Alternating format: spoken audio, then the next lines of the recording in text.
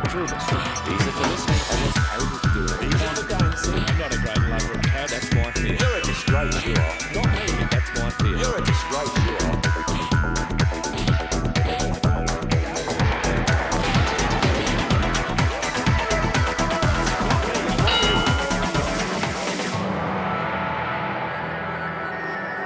Hello and welcome to One-on-One Shadowboxing. Today my guest is David Lowe, who is the West Australian State Officer of FamilyVoice Australia. Welcome, Dave. Thank you, Tibor. Nice to be here. How long you are got this position as a state officer? Been in the position for about 2 years now, but it's an organisation that's been going 40 years. And how does it start? Where the origin is coming from? It's not an Australian original organisation, is it? Yes and no. I mean, we're standing up for Australia and the good values that we have here, but it really stemmed out of the UK in some regards, with Malcolm Muggeridge and Mary Whitehouse and others in the early 70s, where there was a good reaction, I think, to this so-called sexual revolution, trying to bring society back to some good values. Such as?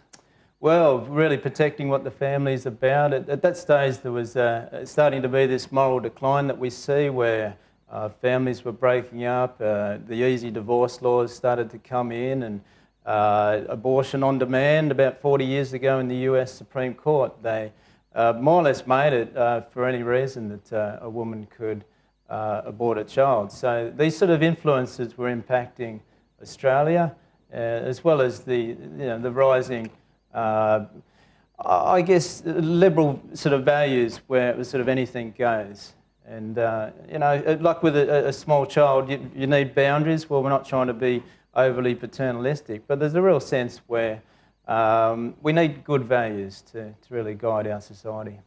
So going back to the family values. Family values, yes. Traditional values. Or keeping the family values. Yes, pretty much. So. It's not orthodox, but traditional.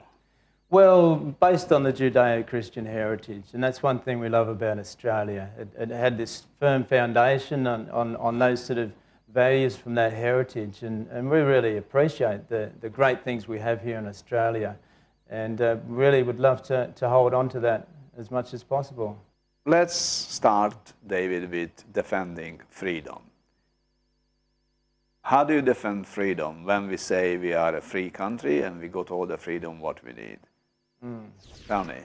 Well, with freedom, it's becoming increasingly difficult to talk about things, public issues, without being called a bigot or without being called phobic in some ways. And we've seen that especially with the whole debate around homosexual unions. As soon as someone has an opinion that's a traditional opinion, they suddenly start being hurled abuse, and that really makes it difficult to then talk publicly about this issue. It makes it very, very difficult indeed, because I think we need to be able to talk truthfully about the concerns there that we have, and on both sides as well, without being too nasty with each other. So what is the concern about your membership or the FamilyVoice Australia about the marriage equality? Well, let me first say that it's not the major issue, and I think. No, I understand that, David, but you brought it up, not me. So let's hear. And I will discuss it, but I think there's been a political push for it when really the economy and the education system and a lot of other concerns are certainly more important. So you are talking about prioritizing things and issues which with the more heaviest or less important well, I think ones? a lot of Australians are concerned more deeply about other issues, but somehow this has become the main issue. A main issue, much bigger than it should be. There are a lot of pressures on marriage, and that's where our organisation stems back 40 years with the pressures where it's quite easily to break down marriage with divorce. And so how much is the marriages breaking down in Australia? Have you got the statistics? Was the marriage breakdown in percentage-wise? I haven't got the exact figures here with me, but people bandy around the term one in two, but we also find that those two... So almost half the marriage in Australia is breaking down. But that is a very broad figure in the terms of those who are committed to marriage and that say attend a church once a month at least, the figures are much better than that. It's actually closer to 1 in 3, and there are many people that really honour marriage. And there's an uneasy feeling that homosexual unions, they don't equate with marriage on so many different levels. So I think the more that people find out about the differences and respect those differences, the more we can move ahead on this issue. But I know travelling around the countryside, I do speak to a lot of different people, and quite often people have got a friend or a relative who is same-sex attracted. Yes. Whether they want to marry is a completely different issue. And we know we even have a senator here who's against this marrying of homosexual people. It's not a burning issue for a lot of people. And we find even in countries that have legalised it, a very, very small percentage of a small percentage actually end up getting married. So it's taken a disproportionate amount of the public discourse. When I think Tony Abbott and others have been quite right in saying, look, there's some bigger issues that really affect Australian families. Solve those one before resolving this one. Well, certainly, but also let's be able to have that public discourse in a polite way, in a loving and caring way. Because, as I said, a lot of people do have friends and family members that are same-sex attracted. It's something, perhaps 2% of the population, so it's an important issue, but not the main issue. Okay, so the main issue is probably marriage, because this is the, not necessarily the same-sex marriage, but the main issue is marriage because this is the base of the family. One of your pamphlets was dealing with holding the family together against pornography. So what's the relation between pornography and the destruction of family unions? Yeah, there's a tremendous link there. How does it work? Tell us. Well, in many ways. I mean, a lot according to you, anyway. Yeah, according to me, but according to a lot of research too, where it's very difficult to stay faithful to a partner when you've got pornography involved. And the easy access with mobile phones and tablets and whatnot, it's making it increasingly easy for not only parents but children to access material. And once they do, those images can burn in a person's mind and have an effect where especially for men, they can start to treat women as objects and what can I get out of this to meet my needs, rather than growing up to learn to love and respect a lady. And so just on that level, but increasingly I'm finding, even in churches, I've found that different people will say to me, look, my marriage broke down because my husband got into pornography and then started visiting prostitutes. And I've even heard that in little churches where they've only, a small congregation, and 2 or 3 people will say, look, that happened in my marriage as well. So it's not just out there, it's happening within the church as well, where it's an enormous problem.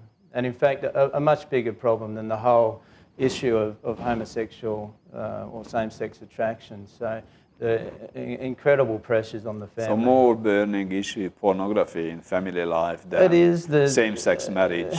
The sexualisation of children, and the whole abortion issue. Once you devalue what sex is about, and it's just imagery and what I can get, and making a person an object, it feeds into that whole area of free sex, no boundaries, and we do end up with a lot of children born outside of marriage.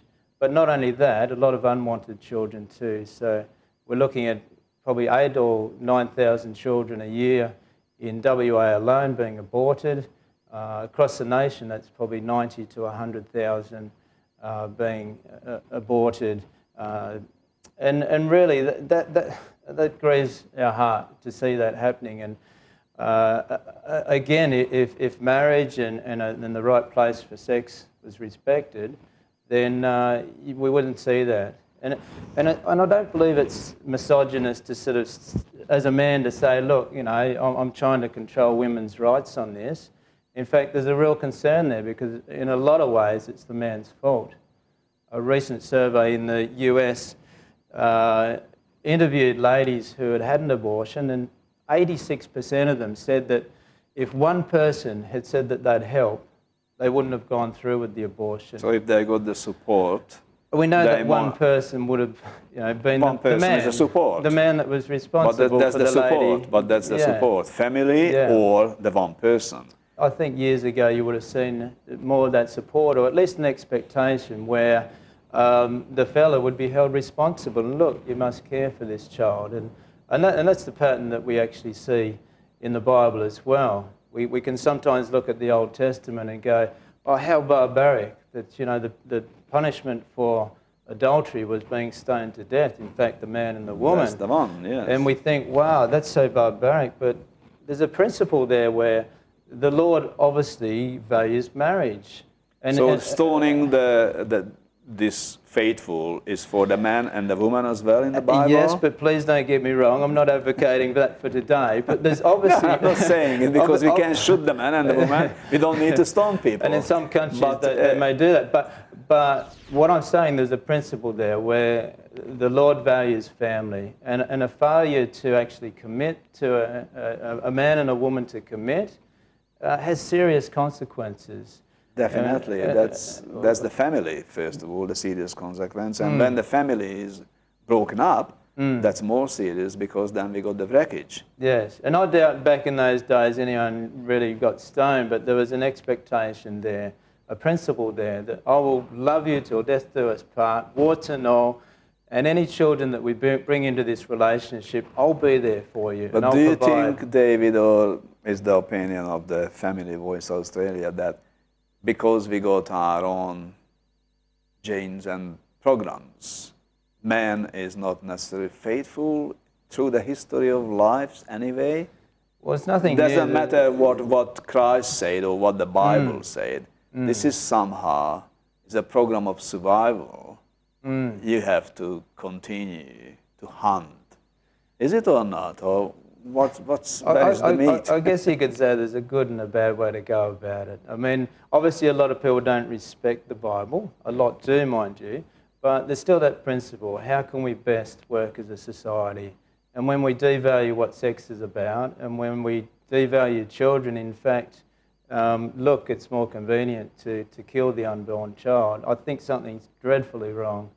We used to have a sense of pride about looking after the most vulnerable in our society, but now we seem to discard them. And we have a principle now, instead of the mum and the dad being held responsible and accountable in some ways, well, we'll just kill the child instead. Now, I know that may sound very harsh and insensitive, but at the same time, what's more insensitive? Killing an unborn child or calling it murder? Really, what is the most insensitive thing here? We like to play on words and call it abortion or something else, and I know it's a terrible problem, but we're looking at 50 to 60 million children around the world being killed in the womb, and to call that murder, I can be, held, as, oh, that's so terrible, but what is a terrible thing going on there? To me, the terrible thing is that children are being killed, and the family unit isn't being honoured, and marriage is being less and less respected in some circles. In other circles, it's still being honoured, and we see a lot of people and cultures, even in Australia, where family and marriage is still very highly honoured. On the note of marriage as an important factor in life, we have to go now and have a little break, but please stay with us because after the break, we're coming back with more discussion with David on values of family.